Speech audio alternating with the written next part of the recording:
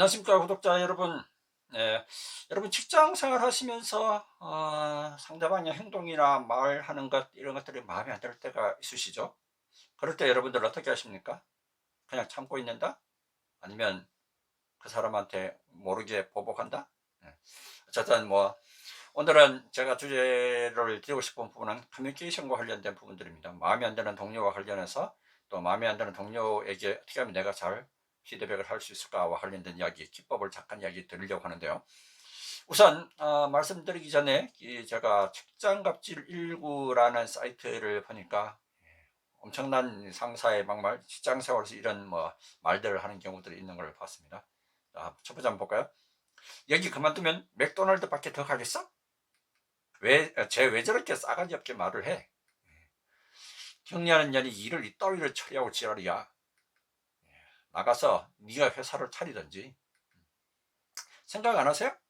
할 줄 아는 게 대체 뭐예요? 이럴 거면 회사는 왜 나오세요? 그러니까 나이 30 처먹어서 그렇게 사는 거야.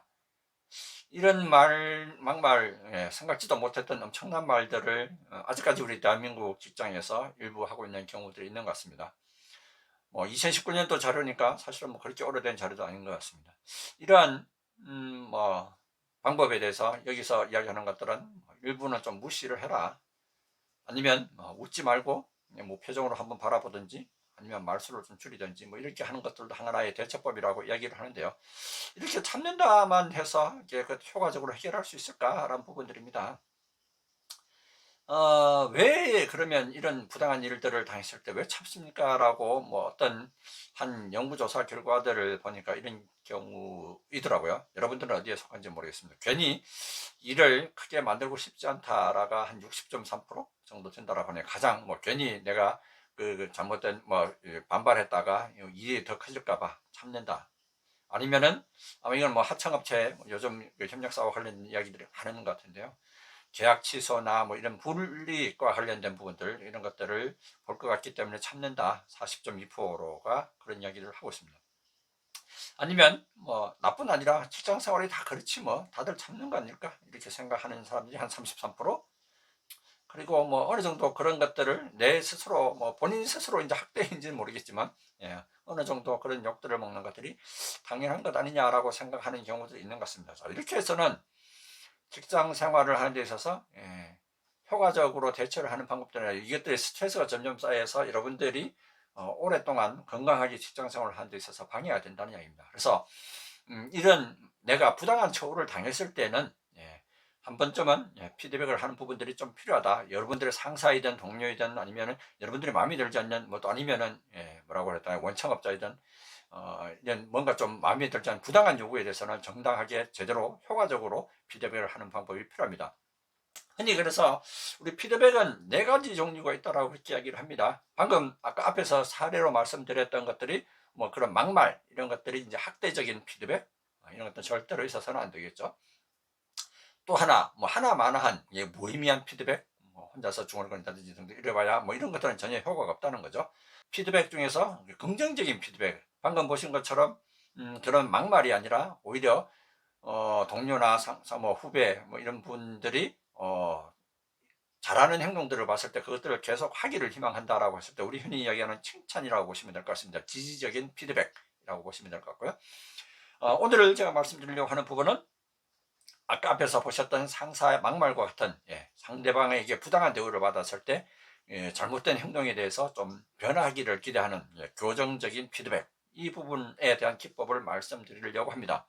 근데 이러한 교정적 피드백을 잘 안 하지 않는 이유가 앞에서 뭐 그런 이유도 있지만, 괜히 혹시 내가 이런 이유를 이야기를 했을 때 상대방이 또 상처 입지 않을까, 아니면 상대방이 나한테 공격해 오지 않을까, 또 마지막으로 내가 괜히 그런 이야기를 해서 상대방과의 관계가 좀 불편하지 않을까, 나빠지지 않을까, 이런 이유들 때문에 잘 하지 않는 경우가 있는데요.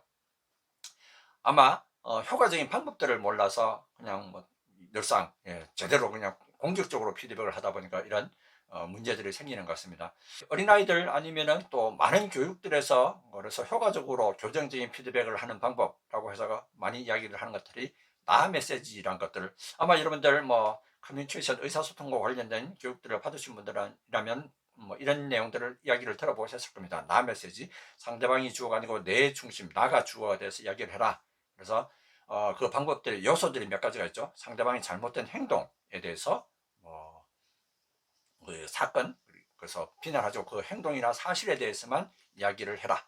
그리고 또 그 행동으로 인해서 나한테 미치는 영향, 뭐 나의 시간이나 에너지를 쓰게 하거나 또 아니면 내 신경을 쓰게 하거나 뭐 이런 부분들에 대한 나한테 미치는 영향, 뭐 이런 부분들을 이야기를 해라. 그리고 거기와 관련해서 내가 느끼는 감정, 그 행동이나 영향으로 인해서 내가 느끼는 감정들을 이야기를 해라. 뭐 그런 이야기를 하죠. 그게 추가해서 할 수 있다면은 상대방이 좀 변화하기를 기대하는 요구와 관련된 부분들을 이야기해라. 이 다 네 가지 요소들을 가지고 피드백을 하면은 효과적인 방법이다라고 그렇게 이야기를 합니다. 그래서 뭐 이 네 가지가 반드시 다 들어야 되는 건 아니고 뭐 한두 가지 빠져도 관계없어. 일단 어쨌든 받아들일 수 없는 상대방의 행동, 사실과 관련된 뭐 행동과 관련된 사실, 그리고 그것들의 영향, 나의 감정, 그리고 필요하다면 요구까지 전달할 수 있다. 이런 이야기들인데요. 그래서 뭐 이런 이야기들과 똑같은 뭐 방법이라고 보시면 될 것 같습니다. 오늘 제가 말씀드리려고 하는 거는 AID 기법. A는 액션. 아까 앞에서 보셨던 나 메시지의 상대방의 행동, 상대방이 잘못된 행동, 그리고 내가 좀 변화하기를 기대하는 행동이라고 보시면 될 것 같습니다. 액션. 두 번째가 I, 임팩트라고 보시면 됩니다. 앞에서 나 메시지에서 했던 영향과 똑같은 이야기죠. 이 상대방의 행동으로 인해서 미칠 부정적인 영향, 아니면 조직의 성과에 부정적으로 미칠 영향에 대해서 이야기를 한다라는 겁니다. 마지막으로 디맨드, 아까 나 메시지에서 요구사항 전달과 똑같은 이야기입니다. 그래서 상대방에게 기대하는 행동, 뭐 이런 어떤 요청, 이런 부분들을 이야기를 한다. 그래서 이 세 가지 AID라는 부분, 아까 앞에서 보셨던 이제 감정이라는 부분들, 그것만 빠지고 똑같은 표현의 방식만 들죠. 이거 흔히 우리가 리더십 코칭이나 뭐 이런 교육들을 많이 하시는 분들 코칭에서 많이 쓰는 방법이라고 합니다. 한 가지 예를 가지고 한번 설명을 해보시면은 드리면은 훨씬 더 이해가 좀 빠를 것 같습니다. 예를 들어서 어떤 동료가 그 회의석상에서 뭐 말을 끊고 상대방 이야기들을 끊으면서 자기 혼자서 자기 주장을 많이 하는 사람이 있다라고 합시다. 그럴 경우에 회의가 끝나고 그 사람에게 불러서 이렇게 얘기를 하는 거죠. 자, 상대방의 액션 관련된 부분을 좀 전 회의에서 말을 끝까지 듣지 않고 그 자기 주장만 하는 것처럼 하는 것을 들었습니다. 사실 구체적인 있었던 일을 이야기를 하는 거죠. 또 임팩트, 그다음 그런 황주임의 행동으로 인해서 다른 동료들이 의견을 제대로 이야기를 하지 않고, 또한 황주임이 다른 사람의 의견을 제대로 듣지 않는, 기담아 듣지 않는 사람으로 보여질 수 있습니다. 영향이죠. 그러니까 다른 사람들은 동료들이 이야기를 하지 않고 황주임이 또 잘못 비춰질까 싶은 그런 우려. 그래서 디맨드, 마지막 요청이죠. 앞으로 회의에 참석했을 때는 다른 사람들의 발언을 끝까지 다 듣고 난 다음 본인의 의견들을 말해 주셨으면 좋겠습니다. 이렇게 말할 수 있다는 거죠. 어렵지 않죠? AID, 그렇게 이야기를 하시면 됩니다.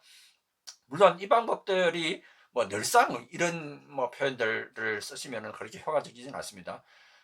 일상생활할 때는 여러분들 뭐 편하게 그냥 동료에게 뭐 그렇게 이야기를 하시다가 정이 정말 몇 번씩 참았는데도 불구하고 도저히 참을 수 없는 상황이다라고 반드시 이 부분은 고쳐야 되겠다라고 생각되는 행동들, 아까 iMessage도 마찬가지, 이 AID 기법도 마찬가지, 반드시 좀 내가 이 사람에 대한 이런 잘못된 행동은 좀 고쳐야 되겠다라고 생각되는 것들은 시간을 봐서 의도적으로 노려서 이렇게 피드백을 하는 부분들이 필요합니다.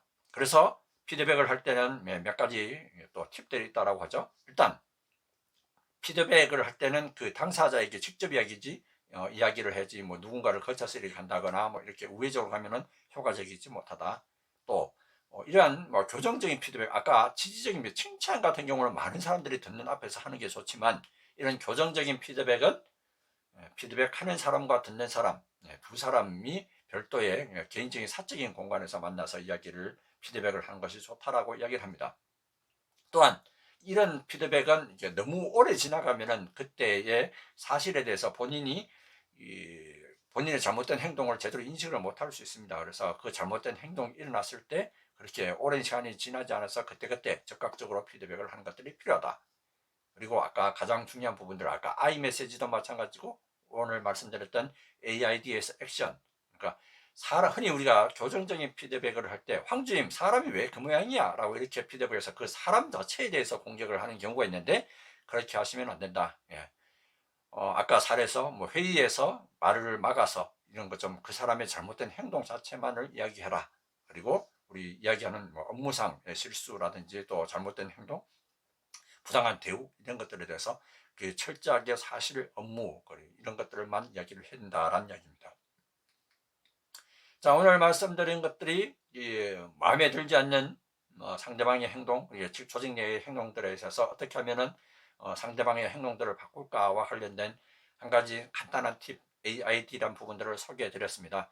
이러한 부분들을 잘 효과적으로 사용하시면은 여러분들이 원하시는 바대로 여러분 동료들의 행동을 바꾸어서 좀 더 생산적인 직장의 분위기가 만들어지지 않을까 생각이 듭니다.